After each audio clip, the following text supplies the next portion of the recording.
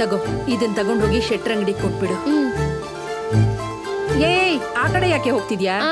ಆ ಕಡೆ ಬೆಟ್ಟದ ಮೇಲೆ ನರಿಗಳಿದ್ಯಂತೆ. ಆ ದಿನೇಶ ಹೇಳ್ದ, ನಾನ್ ಹೋಗಲ್ಲಪ್ಪ. ಅದಕ್ಕೆ ಊರ್ ಸುತ್ಕೊಂಡ್ ಹೋಗ್ತೀಯಾ? ನನಗ್ ಭಯ ಆಗುತ್ತೆ. ಭಯನಾ?